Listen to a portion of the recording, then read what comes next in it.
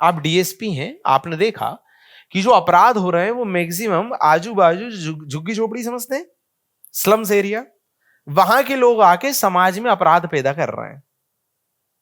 Okay, अब आप पे दो विकल्प है, आप जाओ उनको ठोको, मारो, उठा के ले आओ, एक ही है। क्या इससे सॉल्यूशन होगा परमानेंट? दूसरा यह है कि आप उनके पास जाओ, उनकी स्थिति समझो और यह जानने की कोशिश करो कि वो इन आपराधिक गतिविधियों में लिप्त क्यों है, और फिर उस समस्या का जड़ से निराकरण करो। यह ज्यादा सही है। और प्रशासन में भी यही सिखाया जाता है कि आपको समस्या को मूल जड़ से खत्म करना है। तो उसके लिए आपको उनके पास जाना पड़ेगा सर। उसके लिए आपको यह मानना पड़ेगा कि यदि यह आदमी कुछ कर रहा है तो वो किसी कारण विशेष से कर रहा है, मतलब आपने उसका अध्ययन किया, उसकी परिस्थिति को केंद्र में रख। और सुनो, और नक्सलाइट समझते हो? नक्सलवाद का खात्मा करना है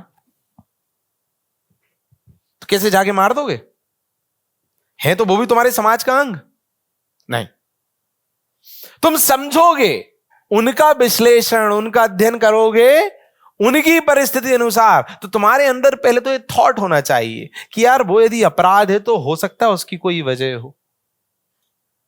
वही डायलॉग सुना होगा ना कि मां के पेट से तो कोई अपराधी नहीं होता। तो आपने, सरकार ने सोचा कि यार नक्सलवादी लोग अपराध क्यों कर रहे हैं, हिंसा क्यों कर रहे हैं? तो उन्होंने सोचा यार इसलिए कर रहे हैं क्योंकि इनका सरकार पे भरोसा नहीं है। ये लोग ये सोचते हैं कि सरकार इनके संसाधनों को इनसे छीन रही है। मतलब काई की कमी है? विश्वास की। तो हमें क्या करना चाहिए? जाके उनमें क्या पैदा करना चाहिए? विश्वास।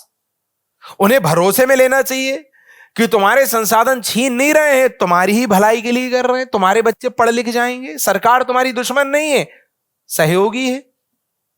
यह भाव पहुंचाना पड़ेगा, तब जाके समस्या का निराकरण होगा। मतलब संवेगिक बुद्धिमत्ता, उनसे उनके तरह से बातें करनी पड़ेंगी, उनके इमोशन को समझना पड़ेगा। और यह शुरुआत तभी आप करोगे जब उनका विश्लेषण उनकी परिस्थिति को ध्यान में रख के करोगे। यदि तुम उनकी परिस्थिति को ध्यान में रख के काम नहीं करोगे तो तुम्हारे लिए तो वो क्या है? अपराधी, और तुम जाके मारने लगोगे।